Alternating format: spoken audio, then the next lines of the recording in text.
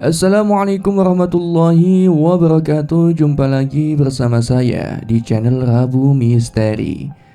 Seperti biasanya pada kesempatan kali ini saya akan membagikan sebuah kisah misteri. Kisah ini merupakan kisah yang ditulis oleh Kang Dioseta yang berjudul Alas Sewu Lelembut. Namun sebelum kita lanjut ke inti ceritanya, bagi teman-teman yang belum subscribe, bisa tekan tombol subscribe terlebih dahulu dan jangan lupa aktifkan lonceng notifikasinya agar tidak ketinggalan update video terbaru dari kami. Untuk itu langsung saja tanpa perlu berlama-lama lagi, dan inilah bagian ke-6, Alas Sewu Lelembut.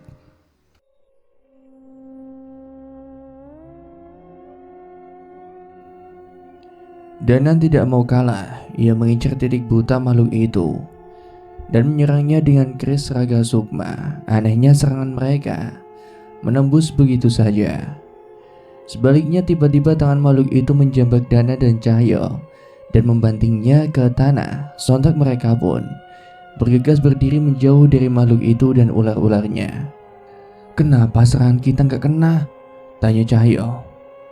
"Nggak tahu yo, tapi kalau serangan fisik nggak mempan." Danan menitipkan tubuhnya pada Cahyo dan menggunakan kemampuan keris raga sukma untuk memisahkan rohnya dengan tubuhnya. Dalam wujud roh, ia melayang menghujamkan keris raga sukmanya untuk menembus tubuh makhluk bungkuk itu. "Raga sukma, orang sebelumnya juga melakukan hal yang sama," ucapnya. Makhluk itu tidak terlihat khawatir. Ia malah terus berjalan dengan tertatih menuju ke arah Cahyo dan tubuh Danan. "Pak Lek, orang itu pasti Pak Lek. Di mana dia?" teriak Danan sembari menyerangnya, tapi sialnya serangannya tetap tidak melukai makhluk itu. Danan bingung, bahkan roh pun tidak bisa melukainya. "Tidak akan ada yang bisa membunuhku selama ada orang yang mati. Aku, Ki Among Mayit, tidak akan bisa mati," ucapnya sembari berjalan untuk menuju Cahyo. Cahyo waspada dan menjaga jarak, tapi tiba-tiba budak Cahyo mengalirkan darah tanpa ia sadari. Ia pun menemukan serpihan tulang manusia menusuk di bahunya. "Danan, hati-hati! Dia pengguna pusaka!" Cahyo memperingatkan Danan. Danan pun segera kembali ke tubuhnya dan menjaga jarak dari orang itu. "Pusaka? Itu hanya tulang-tulang manusia biasa. Saat kalian mati nanti, tulang kalian akan tetap berguna untukku," ucapnya. Makhluk itu berjalan tertatih dengan tubuh bongkoknya. Rambutnya panjang dengan mata yang dipaksakan untuk melotot. Dengan kelopak matanya yang bengkak, terlihat sangat lemah. Namun Danan dan Cahyo sama sekali tidak bisa melukainya. Danan mencoba untuk membacakan sebuah doa untuk melawan ilmu hitam yang digunakan oleh Ki Among Mayit. Sementara Cahyo masih terus berusaha untuk menyerangnya, dan tidak ada yang berhasil dari semua itu.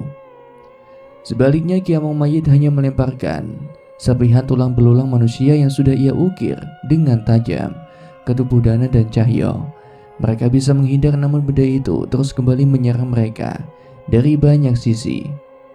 "Mundur Jul, mundur. Kita nggak bisa bertarung kayak gini," ucap Danan.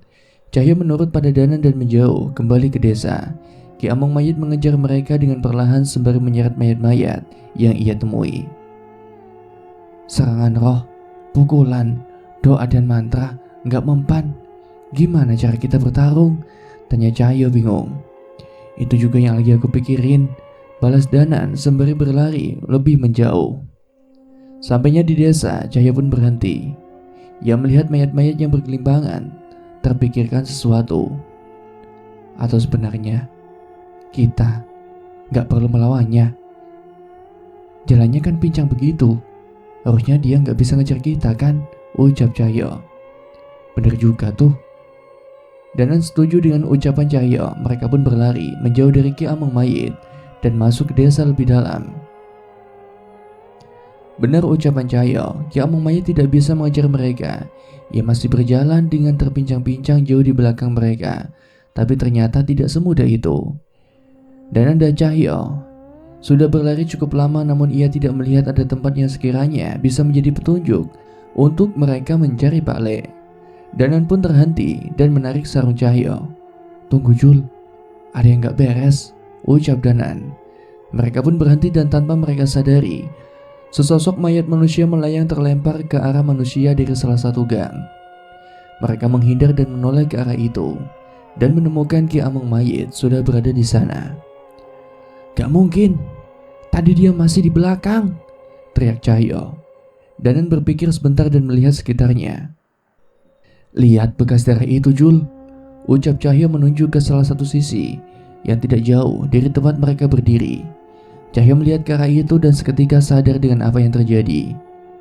"Kita masih di tempat yang sama?" tanya Cahyo bingung. "Terlambat, kalian sudah tidak bisa keluar dari desa ini. Silakan lari sepuasmu. Aku tak akan mati, tapi aku bisa membunuh kalian. Kalian akan berada di tempat ini seumur hidup," ucap Ki Among Mayit yang kembali menikmati jasad manusia yang ia bawa dari jalan. Danan dan Cahyo mulai kebingungan. Ia tidak menyangka akan terjebak di sihir Ki Among Mayit dengan begitu mudahnya. Bangunan yang tidak ditinggali, jalan yang penuh dengan mayat, kemanapun Danan dan Cahyo berlari, hanya pemandangan itulah yang mereka temukan. "Berhenti dulu, Nan. Lama-lama ngos-ngosan juga," ucap Cahyo yang mengajak Danan untuk bersembunyi di salah satu celah gang. Wajah Danan juga sudah penuh dengan keringat. Mereka terus berlari, berusaha menghindari kejaran Ki Among Mayit. Mereka pun duduk mencari sebuah jendela yang terbuka dan memutuskan untuk bersembunyi di salah satu rumah. Srek, srek. Suara itu kembali mendekat. Danan dan Cahyo menahan suara dan gerakannya, berharap Ki Among Mayit tidak dapat menemukan mereka. Dari celah jendela terlihat Ki Among Mayit masih menyeret mayat berjalan mengelilingi desa itu. "Percuma, desa ini wilayahku." Mereka bersembunyi di balik jendela berharap Ki Among Mayit tidak melihat mereka. Langkah Ki Among Mayit tiba-tiba terhenti dan tak kembali terdengar. Mereka ingin mengintip kembali untuk mengecek keadaan di luar, namun mereka memilih untuk tidak melakukan itu. Tolong, tolong. Dari rumah tempat mereka sembunyi, samar-samar terdengar suara dari arah dapur belakang. "Ada yang minta tolong," bisik Cahyo pada Danan. Danan hanya membalas dengan gerakan isyarat untuk memberikan isyarat agar mereka menghampiri suara itu. Benar saja, ada suara seorang perempuan yang tengah berusaha berdiri dan berpegangan di meja. Mereka pun bergegas untuk menghampiri sosok itu. "Mbak, gak apa-apa. Akhirnya kami menemukan warga yang masih hidup," ucap Cahyo. Namun sebelum Cahyo memasuki dapur, tiba-tiba Danan terhenti dan menarik Cahyo. "Mundur, Jul," perintah Danan. Cahyo bingung, tapi Danan tersadar wanita itu sudah berlumuran darah dan matanya terbuka dengan paksa. "Itu mayat." Cahyo menoleh kembali dan mendapati Ki Among Mayit sedang menggerakkan tubuh perempuan itu dari belakang sebelum akhirnya melempar jasad itu saat ketahuan. "Kupikir aku masih bisa bermain sebentar lagi," ucap Ki Among Mayit. Danan dan Cahyo terlihat sangat kesal dengan perbuatan makhluk itu yang mempermainkan mayat itu. Sayangnya mereka masih belum menemukan cara untuk mengalahkan makhluk itu dan memilih untuk melarikan diri melalui jendela. "Sepertinya ada rencana yang harus aku coba," ucap Cahyo. Mereka berhenti di tempat yang cukup tersembunyi untuk mendengar rencana Cahyo. "Gimana emangnya, Jul?" ucap Danan. "Tempat ini seperti sihir yang seolah membuat kita berhalusinasi, kan?" tanya Cahyo. "Bisa jadi sih. Terus kenapa?" Nah, tanpa aba-aba, tiba-tiba Cahyo memukul kepala Danan dengan cukup keras. Apa-apa sih kamu, Jul? Sakit," teriak Danan. "Gimana?" tanya Cahyo. "Gimana apanya? Sakitlah Panjul," balas Danan. "Lah biasanya kalau lagi mimpi kan kalau dicubit kan sadar. Harusnya kalau sakit, kamu berarti dalam keadaan sadar, Nan," ucap Cahyo dengan memasang raut wajah sok pintar. "Terus, kenapa gak nyoba di badan kamu sendiri?" protes Danan. Sakit lah Nan, enak aja. Terus kenapa malah nyoba di kepala orang lain? Panjul. Danan pun mengangkat tangannya mencoba membalas pukulan Cahyo tadi. Tapi tiba-tiba sebuah benda jatuh dari kantungnya. Danan memungutnya kembali dan mengingat benda berbentuk botol kecil itu. Ini wewangian pemberian Gama. Benda ini bisa menyadarkan Mas Linggar. Apa benda ini juga bisa menyadarkan kita dari pengaruh sihir ini? Ucap Danan.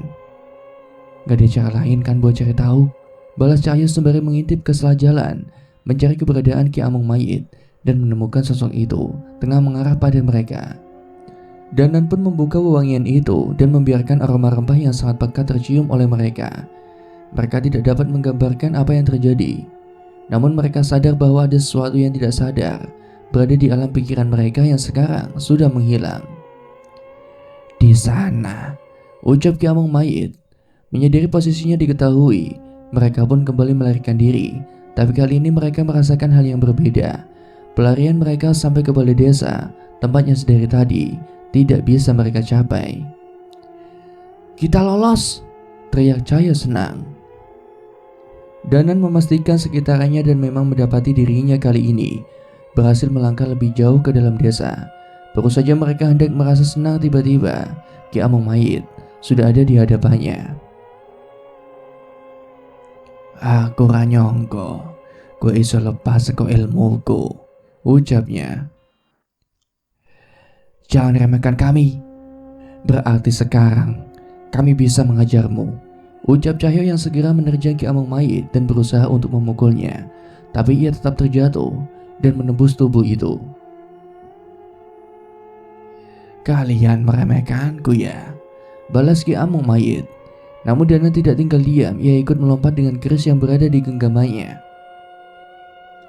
Dengan berbagai macam gerakan ia terus menyerang Ki Amung Mayit walau tak ada satupun serangan yang mengenainya.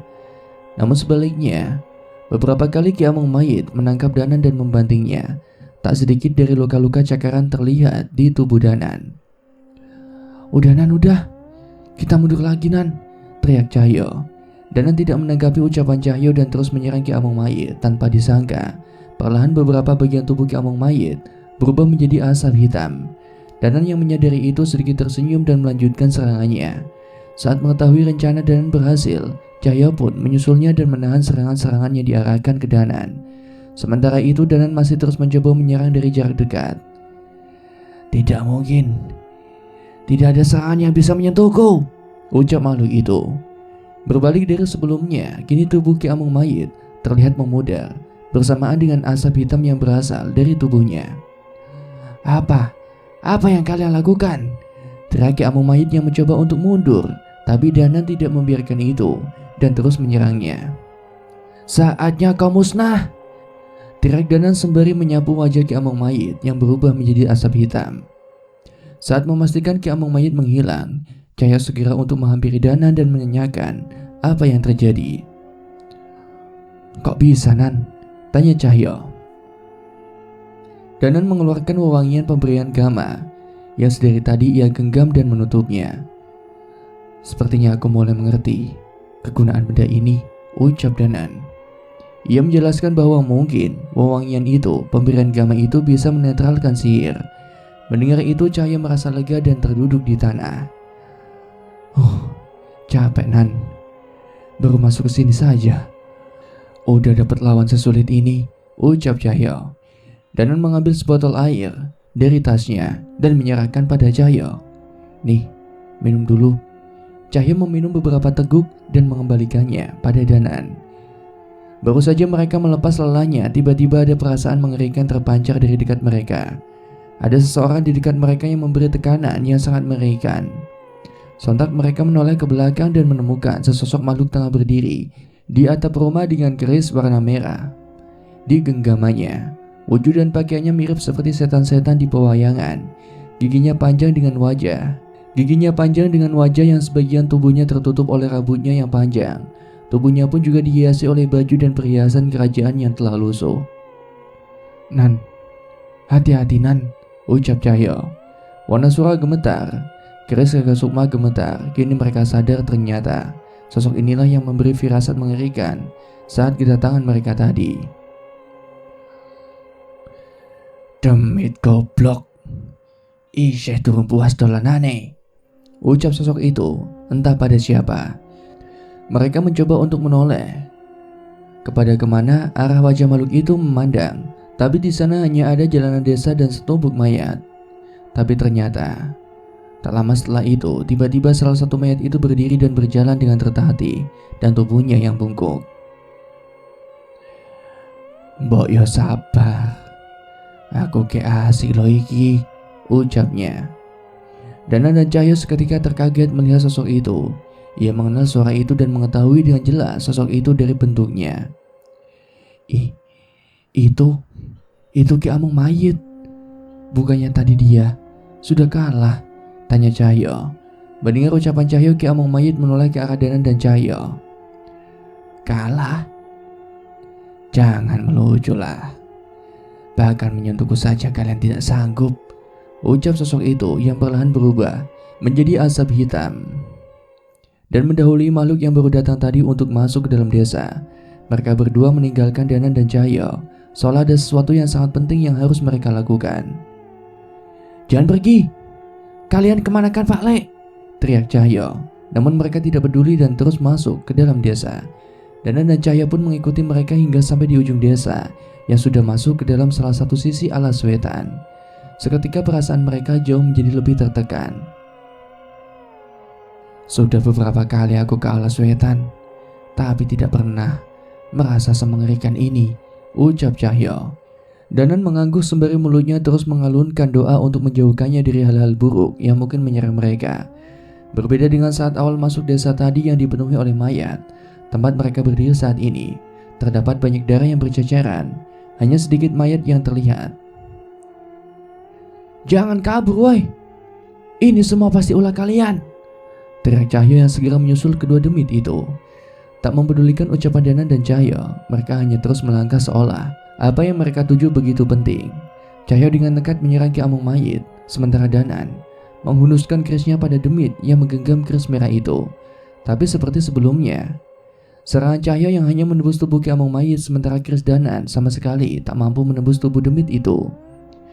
Danan dan Cahyo tercekat. Serangan mereka sama sekali tidak terpengaruh oleh kedua demit itu. Sudah di luar batasan mereka. "Apa-apaan ini?" Danan mulai bingung. Ajian lebur saketi hingga kilatan keris Kakak Sukma tidak mampu melukai mereka berdua. Sementara serangan Wanasura hanya dimentahkan begitu saja. "Kalian tidak sayang nyawa rupanya. Kupikir kita masih bisa bermain lagi," ucap Ki Amung mayit yang mulai terasa terganggu dengan serangan-serangan mereka berdua. Ia pun mencekik Danan dan Cahyo dengan kedua tangannya dan melempar mereka hingga menabrak pohon besar. "Kalau kalian mau mati, akan kuberikan, sama seperti pendekar-pendekar yang sudah datang ke tempat ini," ucap Ki Amung mayit. Mendengar ucapan itu, Danan dan Cahyo kembali terpikir akan keadaan Pak Le. "Kemana? Di mana mereka? Di mana orang-orang yang datang ke sini untuk menolong warga desa?" teriak Danan. Mendengar pertanyaan itu, Ki Amung mayit malah tertawa terkekeh-kekeh. Ia berbalik meninggalkan mereka berdua sembari menatap sebuah pohon besar yang tertutup daun rindang. "Jelas saja mereka mati," jawab Ki Amung mayit. Danan dan Cahyo melihat ke arah pohon dengan ranting yang besar itu. Mereka menyaksikan jasad tim penolong. Beberapa orang berpakaian dukun tersangkut di pohon itu. Tapi ada satu yang akhirnya membuat mereka terdiam. Ada sosok tubuh yang sudah membiru dengan darah yang mengering di pinggir mulutnya.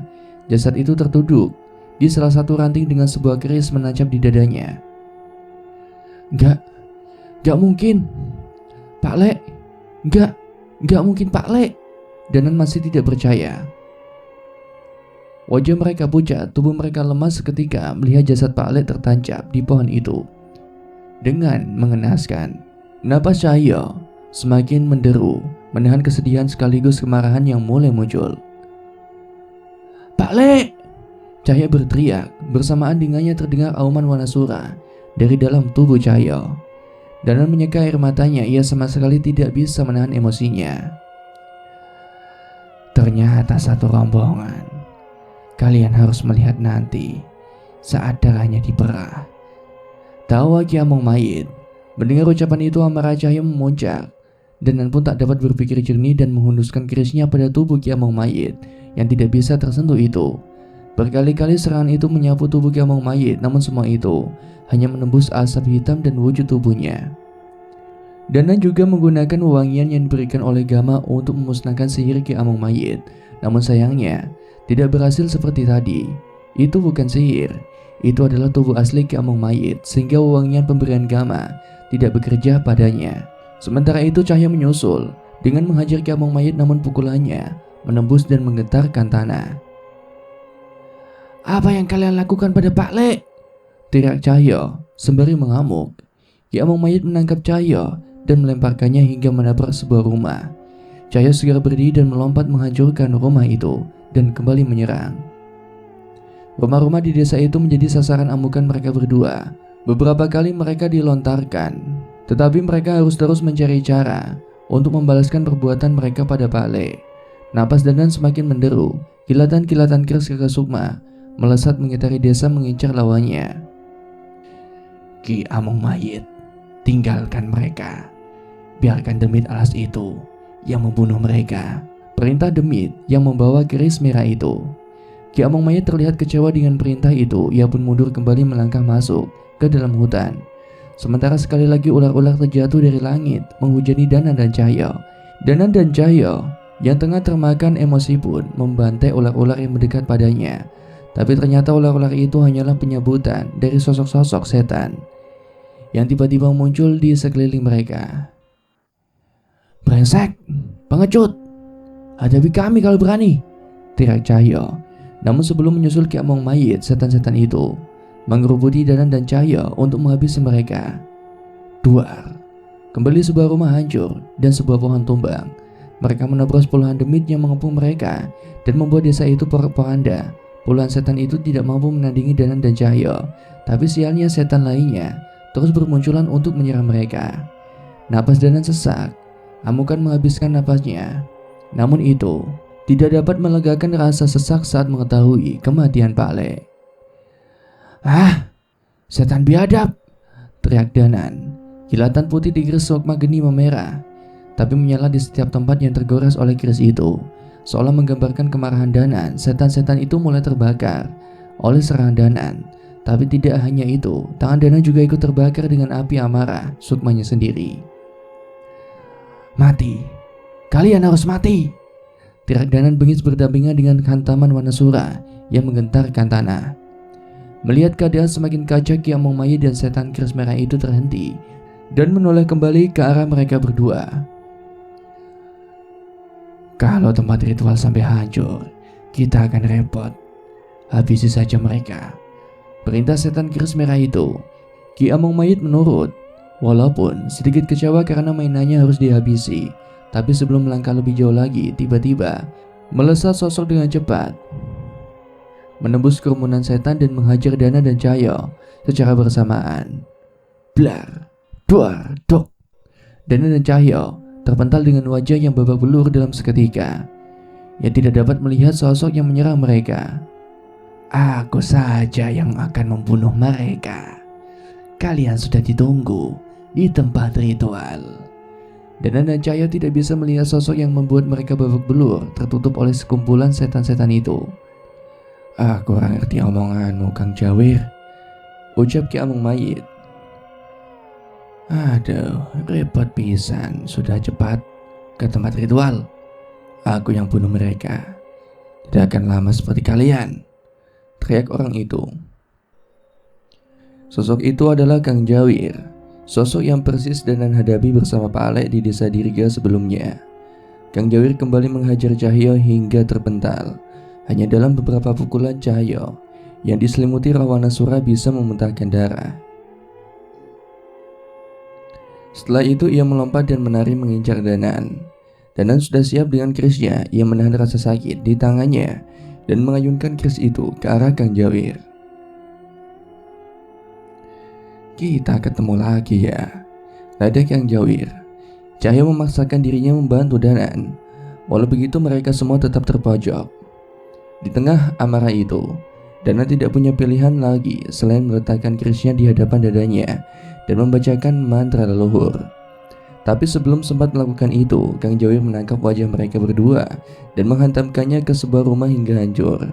Tubuh Danan dan Cahyo babak belur, setengah mati hingga sulit untuk bergerak. Tapi bukannya segera menghabisi mereka berdua, tiba-tiba Kang Jawir membisikkan sesuatu pada mereka berdua. Orang tua itu belum mati. Aku sendiri yang sengaja menusukkan keris pusaka yang mempunyai kekuatan penyembuh itu agar menjaganya tetap hidup, bisik Kang Jawir. Mendengar itu mata Danan dan Cahyo terbuka. Mereka berusaha untuk bangun, namun kembali Kang Jawir menghantamkan tubuh mereka ke runtuhan rumah itu. Sekarang aku harus mengambil nyawamu, ucap Kang Jawir pada Danan. Suara kegaduhan mulai terhenti. Keheningan kembali terwujud saat demit alas yang dipanggil mulai meninggalkan desa.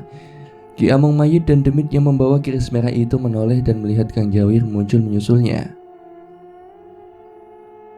Sudahkah bunuh mereka? Tanya Ki Among Mayit. Tanpa perlu menjawab, Ki Among Mayit sudah mengetahuinya ketika ada roh seorang manusia yang lehernya tercengkram di tangan Kang Jawir dan terseret. Mayatnya? Tanya Ki Among Mayit. Bisa kau ambil sendiri di belakang. Selesaikan dulu ritual kita, ucap Ki Among Mayit. Jangan sampai kau lupa perjanjian kita, peringat Ki Among Mayit. Jangan khawatir, aku hanya butuh roh mereka. Mayatnya jatahmu dan darahnya jatah Kanjeng Nyai Rasmono. Pergi. Aku akan menyusul setelah mengantar ini ke Nyai Runtak. Ia pasti akan senang, jawab Kang Jawir. Mendengar jawaban Kang Jawir, mereka berdua merasa tenang dan mempercepat langkah mereka untuk masuk ke dalaman alas wetan. Beberapa lama Kang Jawir terdiam di tempat itu sampai tidak merasakan keberadaan kedua demit itu. Dua tubuh manusia terbaring tak berdaya di sebuah gubuk yang jauh dari hutan. Seorang perempuan tua dengan matanya yang buta mencoba membasuh luka di tubuh orang-orang itu semampunya. Roh Danan kembali menemui raganya setelah memastikan keadaan Pak Lek di desa. Kenapa? Kenapa kau menyelamatkan Pak Lek dan kami? Tanya Danan pada Kang Jawir yang sedang asik merias wajahnya dengan bedak tebal berwarna putih. Kang Jawir tidak mempedulikan pertanyaan Danan dan tetap asyik dengan kesibukannya. Mengetahui Kang Jawir enggan menjawab, Danan pun masuk ke dalam gubuk tempat di mana tubuh mereka dibaringkan. Ini kemauannya Nyai Runtak. Aku ngelakuin supaya Nyai Runtak senang, ucapnya tanpa menoleh pada Danan sedikit pun. Danan pun masuk melihat kondisi mengenaskan dari tubuhnya, dan Danan yang tengah dalam kondisi terkapar tak berdaya. Ia tidak bisa berharap pengobatan yang mujarab dari seorang dukun buta di sana. Jangan kembali dulu ke tubuhmu. Saya tidak yakin kau akan kuat menahan rasa sakit dari semua luka ini, ucap Nyai Runtak. Mendengar itu, Danan pun hanya berdiri terpaku di hadapan kedua raga itu, seperti sosok hantu penasaran yang tengah mengawasi. Kang Jawir bilang, Nyai Runtak yang memintanya menolong kami, tanya Danan. Nyai Runtak mengangguk, tapi sepertinya ia enggan untuk bicara banyak. Kenapa? Tanya Danan. Sebenarnya Danan sudah curiga sejak mereka berdua menyerang desa Dirga. Ia merasa bahwa Nyai Runtak sengaja untuk tidak membuatnya tertidur karena ilmunya. Kalian akan tahu bila kalian bisa bertahan hidup setelah ini, ucapnya. Danan menanyakan keadaan Cahyo yang tak sadarkan diri. Berbeda dengan dirinya yang bisa melakukan ilmu raga sukma, ia tidak mengerti apa yang terjadi dengan Cahyo dengan luka sebanyak itu. Luka temanmu tidak sebanyak yang ada di tubuhmu. Kekuatan roh kera yang merasukinya membuat ia bertahan, tapi entah kapan ia bisa sadar, ucap Nyai Runtak. Danan pun meringkuk ke ujung ruangan meratapi kekalahan mereka. Setelah berhasil melawan Gandara Barua, mereka pikir mereka akan mampu menangani masalah di tempat ini. Namun kenyataannya yang terjadi adalah sebaliknya. Kini mereka seperti jasad mati yang tak bisa berbuat apapun. Tidak seperti nyanyian yang Dana dengar di desa Dirga. Danan merasa ada perasaan gelisah dari lagu yang digumamkan oleh Kang Jawir. "Kalian ini sebenarnya di pihak siapa?" tanya Danan yang bingung dengan pasangan orang itu. Kang Jawir mengubah posisi duduknya, namun masih tetap menatap kosong arah hutan. "Anu aing, saya di pihak Nyai Runtak," ucapnya. Danan menoleh ke arah Nyai Runtak yang masih duduk termenung tanpa bisa terbaca apa yang ia pikirkan dari matanya yang tak menggambarkan apapun itu. "Saya sendiri juga tidak tahu, tapi setidaknya kalian tahu kalian di pihak mana," ucap Nyai Runtak. Jelas mereka berdua di pihak manusia yang harus menghentikan setan-setan itu. Tapi Danan merasa sudah kalah. Bahkan bila ia berhasil memanggil Nyi Sedang Rangu pun, ia pun masih merasa belum bisa mengalahkan mereka. "Percuma, kami sudah kalah," ucap Danan. Wajah Nyai Runtak mencoba menebak posisi Danan dari suaranya. "Kalah? Kalau itu kami sudah mengalami ratusan kali. Tapi kami baru memutuskan kalau kami kalah hanya saat kami memutuskan untuk menyerah," ucap Nyai Runtak. Danan merenung sejenak. Sesaat ia merasa ucapan Nyai Runtak ada benarnya. Mereka baru benar-benar kalah saat mereka memutuskan untuk berhenti berjuang. Ia pun teringat keberadaan orang-orang yang membantu mereka selama ini. "Kang Jawir, ritual apa yang mereka lakukan? Bagaimana cara menghentikannya?" tanya Danan yang mulai mendapatkan semangatnya. "Alah, sudah sadar rupanya. Ritual Panggon Demit. Ritual itu berguna untuk melepaskan batas alam Alaswetan dengan alam manusia. Bila itu terjadi, Tuan kami iblis Alaswetan akan bangkit dan makhluk halus di Alaswetan bisa pergi sesuka mereka," jelas Kang Jawir. Danan kembali bergetar saat mengetahui ada sosok yang lebih mengerikan dari setan-setan yang mereka lawan tadi. Apalagi masih mau merenung nunggu mati atau mau cari cara untuk melawan mereka, ucap Kang Jawir. Danan mengerti maksud kedua orang ini. Mereka jelas berharap Danan dan Cahyo dapat mengalahkan sekutunya yang akan melakukan ritual Panggon Demit. Tapi apa motivasi mereka dan apa mereka bisa dipercaya? Dengan kondisi seperti itu, Danan memutuskan untuk menitipkan tubuhnya dan Cahyo pada Nyai Rungkat. Sementara rohnya akan mencari bantuan dari orang-orang yang mungkin memiliki kapasitas untuk permasalahan ini. Orang-orang atau sosok yang bisa menghadapi setan-setan tadi dan makhluk yang mungkin akan muncul setelah ritual mereka. Roh Danan pun melayang ke langit malam yang luas, mencari segala kemungkinan yang bisa ia temukan untuk menghentikan tragedi ini. Semua itu akan memastikan pertarungan akhir yang akan mereka hadapi di Alaswetan.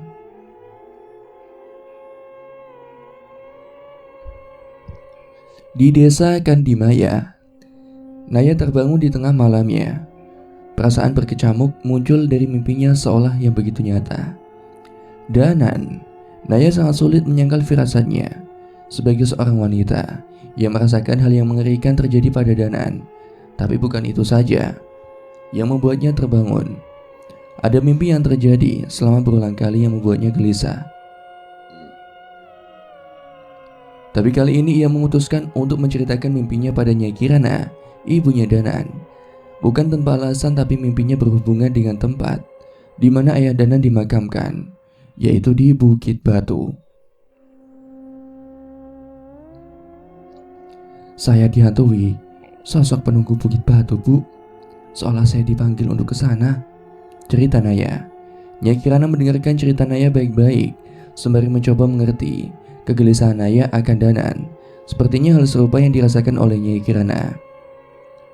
"Beruntung kamu merasakan ini sekarang, Naya," ucap Nyai Kirana.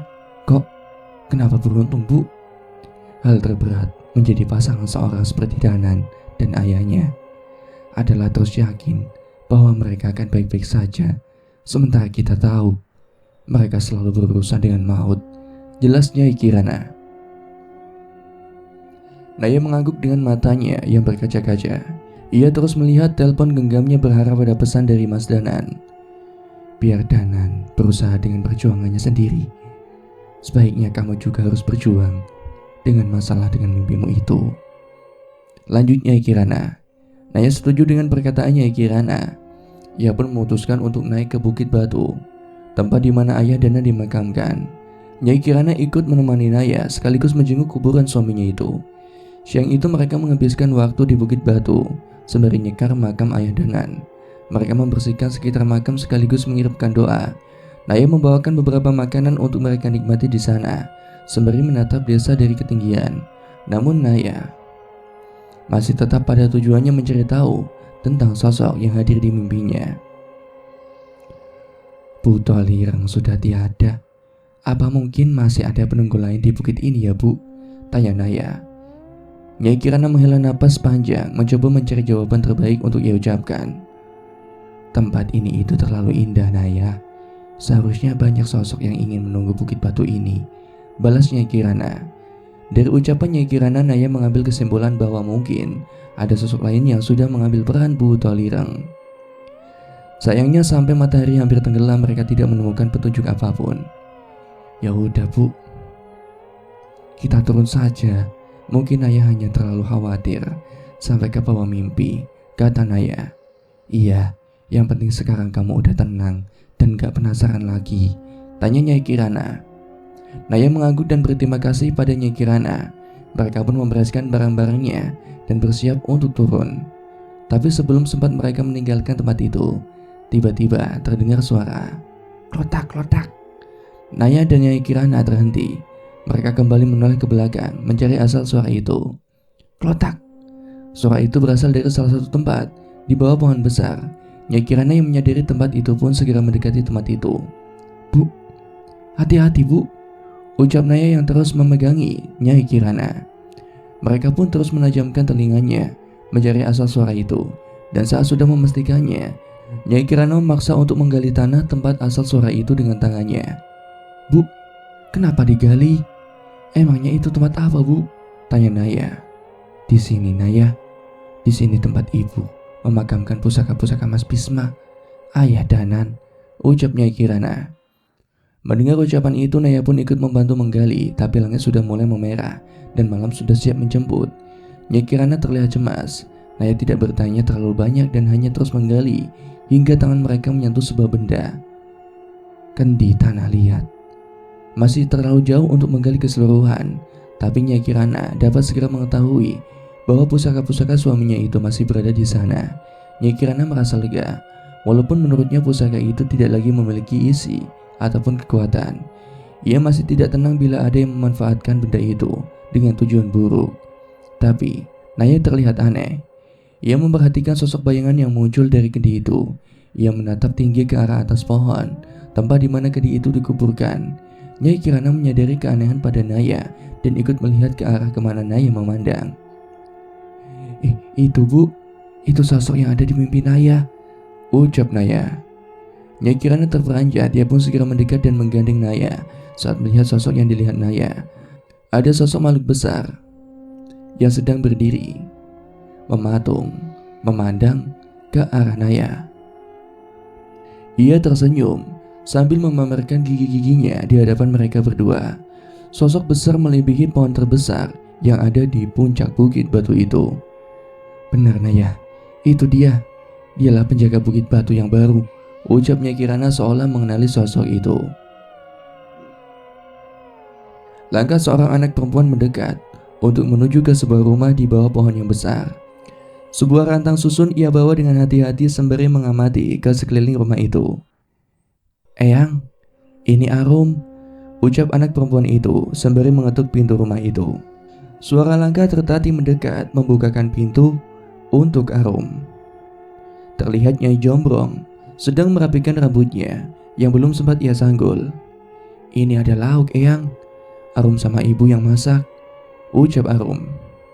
Ya Lando, lauk kemarin aja belum habis, malah repot-repot bawain lagi, balasnya Jombrong. Arum masuk ke dalam rumah dan melangkah menuju dapur. Lauk kemarin itu gak sehat, Eyang. Makanya ibu selalu nyuruh Arum buat bawain lauk tiap hari, balas Arum. Titip ya, Bilang terima kasih sama ibumu yang selalu ngerasa bersalah, gak bisa ngelakuin sesuatu yang berguna untuk ibumu. Balasnya Jombrong. Arum menukar lauk kemarin dengan lauk yang baru dan mengambilkannya untuk makan mereka berdua. Eyang jangan ngomong gitu. Arum dan ibu tahu kok kalau Eyang sayang sama kami. Ibu yang selalu ngingetin Arum. Kita makan dulu ya Eyang, ajak Arum. Eyang pun tersenyum sembari menikmati masakan itu. Dalam hatinya ia tidak pernah menyangka akan bangkit di kehidupan seperti ini. Sebelumnya ia selalu hidup di dunia yang penuh dengan kutukan dan ilmu hitam. Arum menanyakan pada Eyangnya tentang keberadaan Guntur yang belum pulang hingga saat ini. Namun Eyang menjelaskan bahwa ia merasakan keberadaan Guntur yang tengah baik-baik saja. Hanya saja, sepertinya Guntur harus sedikit lebih lama di desa Diriga. Saat mereka selesai makan samar-samar, Nyai Jombrong merasakan keberadaan sosok seorang di luar jendela. Ia pun meninggalkan tempat duduknya dan mendekati jendela untuk mencari keberadaan orang itu. Arum, iya Eyang, bantu Eyang membereskan barang-barang Eyang ya. Arum bingung dan menghampiri Nyai Jombrong yang tengah memperhatikan sosok di luar jendela. Sepertinya Eyang belum diizinkan untuk mati, ucapnya sembari menatap sesosok roh seorang pemuda yang menggenggam sebuah keris pusaka. Jelas dari wajahnya memancarkan bahwa saat ini sosok itu tengah membutuhkan pertolongan. Di desa Diriga, suara ayam berkokok baru saja berhenti menyambut kedatangan matahari terbit. Tapi saat itu, Diriga tidak melihat keberadaan Guntur yang sebelumnya juga tidur di kamarnya. Ia pun keluar dan mendapati Guntur tengah menggantungkan kedua kakinya pada sebuah batang ranting di pohon belakang, sembari beberapa kali mengangkat tubuhnya. Emang harus ya kamu latihan sepagi ini? Tanya Diriga. Guntur yang menyadari kedatangan Diriga segera meninggalkan latihannya. Ia menghampiri Diriga sembari melap keringatnya. Kata Eyang kalau latihan itu bisa diselesaikan saat subuh. Pagi dan siangnya kita bisa beraktivitas dengan tenang, ucap Guntur yang tengah mengatur napasnya. Bener juga sih, tapi butuh niat yang hebat untuk ngelakuin itu. Aku juga ngerasa belum tentu sanggup. Manusia ini gak dilahirkan setara, Dirga. Kadang ada yang harus berjuang ratusan kali lebih keras untuk bisa melangkah di jalan yang sama, balas Guntur. Mendengar ucapan itu, Dirga semakin kagum dengan Guntur. Ia sama sekali tidak mengeluh pada takdirnya dan mensyukuri apa yang ia miliki. Hebat kamu. Orang biasa pasti akan lebih menuntut bahwa Tuhan tidak adil dibanding berusaha keras seperti kamu, ucap Dirga. Setelah membasuh wajah dan tubuhnya dengan air, ia pun menepuk pundak Dirga dan duduk di sampingnya. Gak mungkin Dirga, gak mungkin aku mengatakan Tuhan tidak adil setelah Dia menciptakan Arum untukku, jawab Guntur sambil tersenyum membayangkan Arum di desa. Mendengar jawaban Guntur, wajah Dirga semakin sumringah dan bersiap untuk meledek Guntur. Tapi ia menahannya karena ia tahu ledekan itu tidak mempan padanya, yang memang benar-benar membanggakan Arum temannya sejak kecil itu. Di tengah perbincangan mereka, seketika angin pun berhembus dengan kencang. Di antara cahaya matahari yang akan terbit itu samar-samar mereka melihat sosok orang yang tengah mendekat pada mereka. Cahaya matahari itu menghalangi penglihatan mereka untuk mencari tahu siapa orang itu. Namun tak lama tangan Jagat menepuk kedua anak itu. Yuk, siap-siap, ucap Mas Jagat. Kedua anak itu bingung dengan kemunculan dan ajakan Mas Jagat yang tiba-tiba. Kemana? Tanya Dirga. Mas Jagat melemparkan dagunya ke arah sosok yang mendekat tadi. Itu adalah sosok pemuda yang tengah menggenggam keris di tangannya. Kalau sudah seperti ini, artinya mereka benar-benar membutuhkan kita, ucap Jagat. Saat berhasil mengenali sosok itu, mereka berdua pun bergegas untuk mengemasi barang-barang mereka dan bersiap untuk menaiki mobil Mas Jagat untuk menyusul sosok itu. Di desa Lembah Keramat, sebuah buku tua terbuka selembar demi selembar. Ada berbagai gambaran benda-benda pusaka dan berbagai mantra yang menyatu dengan gambaran pusaka itu. Lembah Keramat sempat bergetar. Sebuah cahaya sempat memancar dari tempat yang tidak pernah Mbah Jiwo datangi. Jelas saja kejadian itu membuatnya begitu cemas. Setan! Lari! Samar-samar Bajiwo mendengar suara warga desa yang berlari, seolah baru saja melihat sosok yang mengerikan. Bila itu warga desa, seharusnya mereka sudah terbiasa melihat sosok yang terkadang nampak di halaman rumah Bajiwo. Ia menangkap bahwa ini adalah sosok yang berbeda. Bajiwo segera meletakkan bukunya dan menuju tempat di mana teriakan itu terdengar. Dalam sekejap terjawab sudah penyebab teriakan orang yang lari tunggang langgang tadi. Berbagai demit-demit muncul berbondong-bondong dari arah lembah keramat. Mereka adalah roh manusia yang penasaran, yang terjebak di tempat itu. Tapi ada yang memancing mereka untuk meninggalkan tempat itu dan pergi ke desa. Bajiwo hendak mengambil pusakanya untuk menghadapi mereka. Namun dari kejauhan ia melihat sesosok roh yang melayang yang membuat setan-setan itu gentar. Lantunan doa tak henti terucap dari roh itu. Sebuah keris tergenggam di tangannya yang sudah jelas akan ia gunakan bila mungkin doanya tidak mampu untuk menenangkan mereka. Tapi sebelum itu terjadi, suara geraman terdengar dari arah lembah. Bersama bermunculnya bayangan-bayangan berbentuk makhluk berkepala kerbau. Sontak setan-setan itu pun gentar dan memilih kembali ke alamnya. Bajiwo yang melihat kejadian itu segera menyadari maksud keberadaan roh itu mendatangi desanya. Saat kembali ke rumah ia melihat sosok roh berkepala kerbau tadi sudah menantinya di halaman. Di ruangan pusakanya, Bajiwo membuka sebuah peti kayu yang ia tanam. Di bawah ruangan itu ada sebuah kotak pusaka yang ia keluarkan dari dalamnya. Tidak kusangka pusaka ini akan kugunakan secepat ini, gumam Bajiwo. Ia pun bergegas untuk membereskan barang bawaannya dan meninggalkan sebuah rumah yang dijaga oleh sosok-sosok yang pernah menghuni lembah keramat.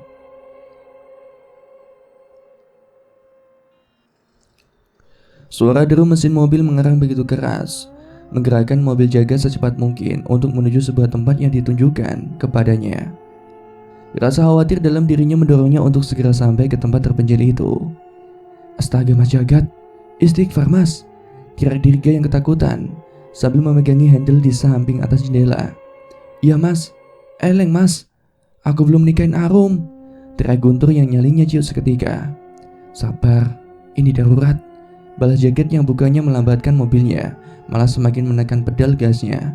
Memang, dalam waktu setengah hari mereka sudah memasuki Jawa Timur dan berhasil sampai di dekat tujuan mereka saat langit masih terang. Namun usaha itu harus ditebus dengan Guntur dan Dirga yang memaksa untuk turun dan memuntahkan isi perut mereka. Yah, jadi cowok kok lemah, begitu aja udah mabok, ledek Jagat. Asem, ayo ke desaku Mas, tak ajak balapan sapi, balas Guntur. Jagat hanya menggeleng menertawakan mereka berdua. Setelah menunggu sesaat dan menyeduh teh hangat di termos yang dibawakan Mak Dirga, mereka pun melanjutkan perjalanannya. Baru beberapa menit memasuki jalur hutan, tiba-tiba mereka terhenti oleh sosok yang menari-nari di tengah jalan. Beberapa kali Jagat memberikan kode dengan lampu ataupun klakson orang itu, tetap tidak mau menyingkir. Tokecang, tokecang. Suara itu sayup-sayup terdengar dari penari itu. Dirga mulai merasakan bahaya saat orang itu menghentikan teriakannya. Mas, hati-hati Mas, peringat Dirga. Jagat dan Dirga segera sadar mengenai sosok yang ada di hadapannya itu. Mereka pun keluar dari mobil dan menghadapinya. Siapa? Kamu siapa? Tanya Jagat. Orang itu menoleh dan memamerkan wajahnya yang dirias dengan bedak putih pekat. Jelas Jagat merasakan bahaya dari orang itu. Belum sempat bertindak apapun, tiba-tiba seseorang merangkul Dirga dan Jagat dari belakang. Tidak pantas anak kecil main ke hutan, ucap orang itu dalam sekejap membuat Dirga Guntur melompat menjauh. Maaf, tapi kami harus pergi ke alas wetan, ucap Jagat sembari mencoba menyerang orang itu dan menjauhkan Guntur dan Dirga darinya. Sebuah pertarungan singkat terjadi, tapi serangan Jagat tidak ada satupun yang berhasil mendarat di tubuh orang itu. Menyadari hal itu, Guntur dan Dirga ikut dalam pertarungan membantu Mas Jagat. Tapi dengan sekejap, serangan mereka bertiga hanya menghantam angin kosong, sementara orang itu sudah ada di belakang mereka. Ilmu hanya sekotoran hidung, kok mau masuk ke hutan? Goblok, teriak orang itu. Mendengar ucapan itu, Jagat, Guntur dan Dirga menjadi kesal. Dirga pun bersiap mengambil keris pusakanya, tapi sebelum itu terjadi, Guntur menahannya.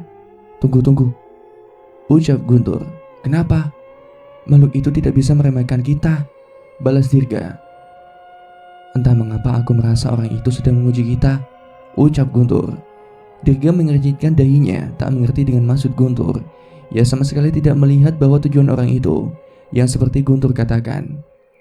Biar aku yang melawannya, ucap Guntur. Jelas saja Jaga dan Dirga tidak setuju. Ia mencoba menahan Guntur, tapi Guntur bersikeras untuk mencobanya. Aku lawanmu. Guntur memasang kuda-kuda dengan memfokuskan dirinya pada orang itu. Kalian teh ngeremehin Kang Jawir, ucap sosok yang bernama Kang Jawir itu. Seketika wajahnya terlihat kesal dengan ulah Guntur. Meremehkan atau tidak, kan kau sendiri yang bisa menilainya. Guntur melesat, melayangkan pukulan yang segera dengan mudah dihindari oleh Kang Jawir. Tanpa sempat merespon, Kang Jawir sudah siap mendaratkan kepalan tangannya di wajah Guntur. Ia yakin serangan akan mengenai Guntur, tapi anehnya, serangan itu lolos melewati wajahnya dengan sangat tipis. Tendangan Guntur mencoba menjatuhkan Kang Jawir, tapi langkah kaki Kang Jawir terlalu lincah hingga tendangan itu hanya menghantam angin. Sementara itu, Kang Jawir sudah siap dengan sikutnya untuk menghantamkan tubuh Guntur. Tapi sekali lagi, serangannya melewati tubuh Guntur begitu saja. Guntur menghindari setiap serangan Kang Jawir dengan begitu tipis. Merasa Guntur tidak dapat diremehkan, Kang Jawir mulai menari dan memutar tubuhnya dan membentuk sebuah gerakan hingga tangannya menghitam. Melihat hal itu, Guntur mengingat sebuah gerakan yang diajarkan oleh seorang. Ia menarik semua energi yang bisa ia rasakan dalam kepalan tangannya. Tepat saat Kang Jawir menyerang Guntur dengan pukulan misterius itu, Guntur menyambutnya dengan sebuah pukulan yang menyebabkan suara petir yang menggelegar saat pertemuan kedua pukulan mereka. Guntur dan Kang Jawir terpental. Mereka masih berdiri dengan mantap. Namun senyum Kang Jawir tidak lagi terlihat di wajahnya.